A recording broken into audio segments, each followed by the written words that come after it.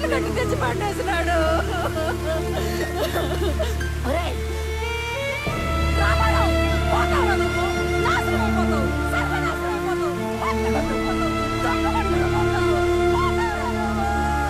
బస్లో హైదరాబాద్ పోవాల్సిన ఓడివి ట్రైన్ లో మంగళూరు ఎందుకు పోతాండావురా? మీ పిన్ని శాపనార్థాలు మన కుటుంబానికి తగిలేట్టు ఉన్నాయిరా. ఈ గందరగోళంలో నా గుండె ఆగిపోయేట్టు ఉందిరా. నిజం చెప్పరు. నేను చెప్పింది నిజమేనా? నిజం కాదు, అన్ని ఉత్త కోతలే. ఇదిగో పెద్దాయనా, మీ వాడు ఏం చెప్పాడు? ఆ బాడీ ట్రైన్ లో నుంచి జారి పడిందన్న. అస్సలు కాదు, రన్నింగ్ ట్రైన్ లో నుంచి ఎవడో బలవంతంగా తోస్తే ఆ బాడీ బయటపడి తుక్కు తుక్కు అయ్యింది. హే రామారావు, బల్లె దొరికారా సామె.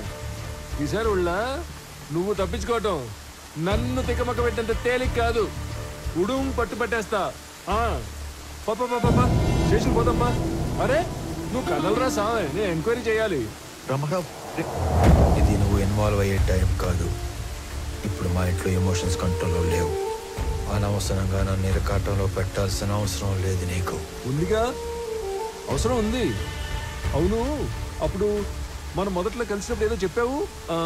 క్రిమినల్స్ నేరం చేసినప్పుడు దొరకటం కన్నా పోలీసులకి అవసరం ఉన్నప్పుడు దొరకటం ఎక్కువ. అదే మరి ఇప్పుడు నువ్వు నాకు అవసరం. పాపా స్టేషన్ పా. పైగా ఈ జనాలందరూ చూస్తున్నప్పుడు నిన్ను స్టేషన్ తీసుకెళ్ళడం నాకు ఇంకా అవసరం కాదు. వాటన్నిటికంటే ముందు నీకు నీ జాబ్ అవసరం.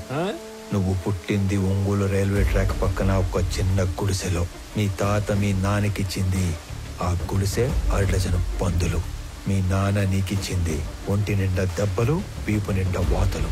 నీకు వచ్చిన జీతం అంతా దాచిపెట్టిన నీ ఆస్తి మొత్తం 9 నుంచి 10 లక్షలు ఉండాలి. కానీ ఈరోజు నీ ఆస్తి దాదాపు 3 కోట్లు. దానికి సంబంధించిన పత్రాలు, పాస్బుక్లు అన్ని డీటెయిల్డ్గా నా దగ్గర ఉన్నాయి.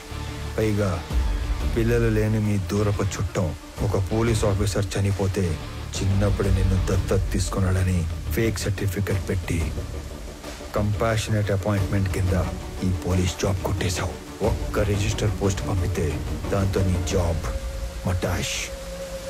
చేతి ఆ పోలీసు ఎంత బలంగా వచ్చినాడో అంతే భయంతో పోయినాడు. ఏం చెప్పి భయపెట్టినావురా? అసలు ఏం చేస్తున్నావు నువ్వు? అనంత వాళ్ళు ఈ మధ్య ఆస్తులు ఏమైనా కొన్నారా? ఎక్కువ డబ్బు వాళ్ళ చేతులు మారడం ఏమైనా చూసావా? నేనేం అడుగుతాంటాను, నువ్వేం అడుగుతాంటావు? రే, తండ్రివి అయ్యుండి ఈ వయసు తండ్రితో అబద్ధం చెప్పకూడదురా. నేనేం అబద్ధం ఆడలేదు నాయనా. నేను ఎక్కువ బాధ పెట్టకూడదని నిజం దాచాను. రే, నీకు ఇంత కట్టుకథ అల్లాల్సిన అవసరం ఏమీ లేదు. నా కళ్ళ ముందే పెరిగిన అనంతు అడ్డంటోడు కా. ఈ రెండింటిలో ఏదో ఒకటి అబద్ధం. కానీ నమ్మటానికి మనసు ఒప్పుకోవడం లేదురా. పరాయ వాళ్ళు తప్పు చేస్తే ఒప్పుకోవటం, మన వాళ్ళు తప్పు చేస్తే ఒప్పుకోకపోవటం హిపోక్రసీ నాయనా. నాయనా, నీకు దండం పెడతాను.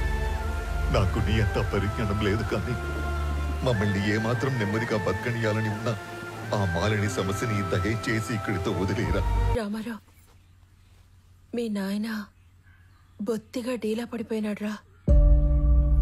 ఎక్కడ కూర్చుంటే ఆడ్నే ఏదో ఆలోచనలోకి పోతుండాడు. ఆయన ఒక్కడే కాదు, ఈ పిచ్చి పిల్ల కూడా. నీకేమీ చెప్పలేక, చెప్పకుండా ఉండలేక అక్కడ అమ్మ నాన్నల దగ్గర ఏడుస్తా, ఏడకొచ్చి నవ్వుతూ తిరగలేక సతమతమైపోతా ఉండదు పాపం. నువ్వే ఏదో ఒకటి చేసి మమ్మల్ని మామూలు మనుషుల్ని చెయ్యాలరా. మహాలక్ష్మి, సమస్య తేలిగ్గా ఉన్నప్పుడు నెత్తిన పెట్టుకోవటం, అది కొంచెం పెద్దదైనప్పుడు వదిలేయటం నాకు చేత కాదు. పోతా పోతా అనంత ఎన్నో ప్రశ్నలు వదిలిపెట్టిపోయినాడు. వాటన్నిటికీ సమాధానం వెతకాలిగా మహాలక్ష్మి. నందిని,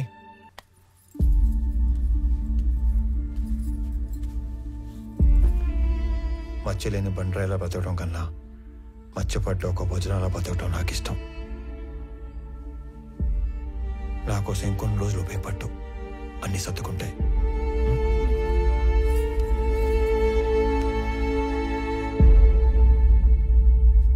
కూర్చో కూర్చో తల్లి. నమస్కారం.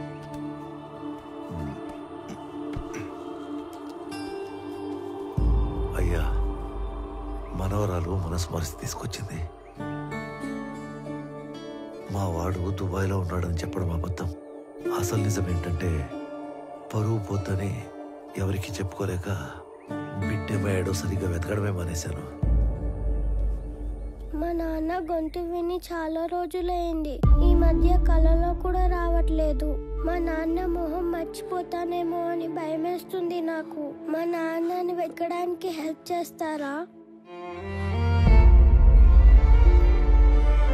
బొట్టు పెట్టుకోవాలా లేదా అన్న ప్రశ్నతోనే నా రోజు మొదలవుతుంది. ఇలాంటి అయోమయం ఏ భార్యకి రాకూడదేమో.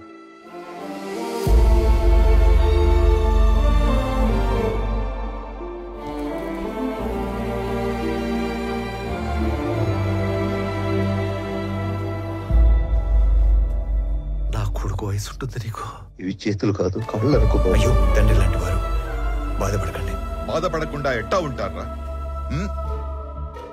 నువ్వు చెప్పినప్పుడు ఆ బాధ ఎందో నాకు అర్థం కాలేదు. ఇప్పుడు అర్థం అవుతా ఉండాలి. ఇది వాళ్ళ ఇంటి సమస్య మాత్రమే కాదు, మన ఇంటి సమస్య కూడా. దీనికో ముగింపు మొదలుపెట్టు. ఎవరడ్డం వచ్చినా, చివరికి నేను అడ్డం వచ్చినా కూడా దీని అంతు తేల్చే వరకు వదలొద్దు.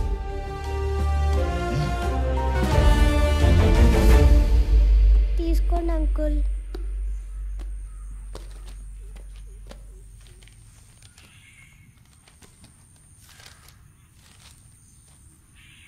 ఈ లెక్కలేంటి తల్లి? రే, నేను నెంబర్ చెప్తా, నోట్ చేసుకో. 085923451.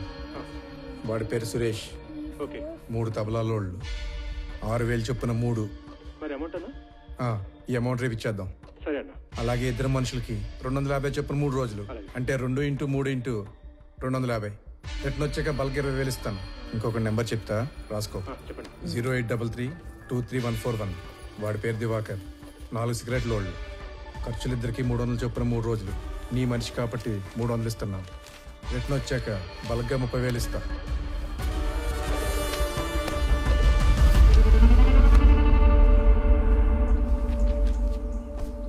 మీ నాన్న వెతకడానికి నీ వంతు సహాయం నువ్వు చేసావు తల్లి. నా లెక్కకి నీ లెక్క యాడ్ అయింది. అమ్మ కింద ఉందిగా, నువ్వు అమ్మ దగ్గరికి వెళ్ళి ఆడుకో. తాతయ్య నేను తర్వాత వస్తాం. దా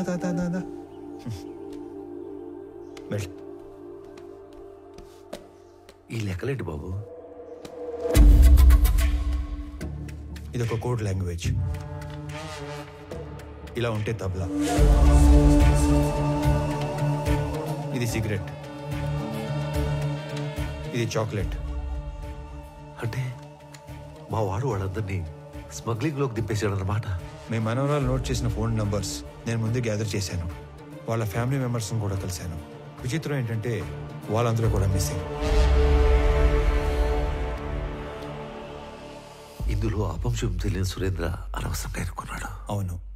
పాపం, ఒక్కసారి తన ఫ్యామిలీ దగ్గరికి నన్ను తీసుకెళ్ళవా? సురేంద్ర మా ఇంటికి వచ్చిన రోజు వాళ్ళిద్దరి మధ్య వాదం జరిగింది. తప్పు చేస్తున్నావురా. నువ్వు స్మగ్లింగ్ చేస్తున్నావు ముందే తెలుసుంటే నీ దగ్గరికి హెల్ప్ అడగడానికి వచ్చేవాడిని కాదు. ఏంట్రా తప్పు? డబ్బు అవసరమైనప్పుడు ఈ గవర్నమెంట్ ఆ ఎర్రచందం చెట్లు నరుక్కు నమ్ముకోవట్లేదా? విరాజ్ ఈ బిజినెస్ ఎప్పటి నుంచో చేస్తున్నాడు. ఇదంతా ఈ గవర్నమెంట్ తెలియకుండా జరిగిపోతుందా? రే, ఎవరికి అందాల్సింది వాళ్ళకి అంతానే ఉంది. ఈ టోటల్ నెట్వర్క్లో నేను ఒక చిన్న లింక్ మాత్రమే. అయినా మా నాన్న నిజాయితీగా 30 ఏళ్ళు కష్టపడి సంపాదించింది ఏమీ లేదురా. ఊరంతా అప్పు తప్ప. నేను ఈ 3 సంవత్సరాల్లో కావాల్సినంత సంపాదించాను. మన ఫ్రెండ్స్లో కూడా చాలా మందికి హెల్ప్ చేశాను. నువ్వేమీ ఫీల్ కాకుండా నేను ఇచ్చిన డబ్బు తీసుకొని బిజినెస్ లైన్లో పెట్టుకో. మనం తర్వాత చూసుకుందాం. నేను తీసుకొని రా.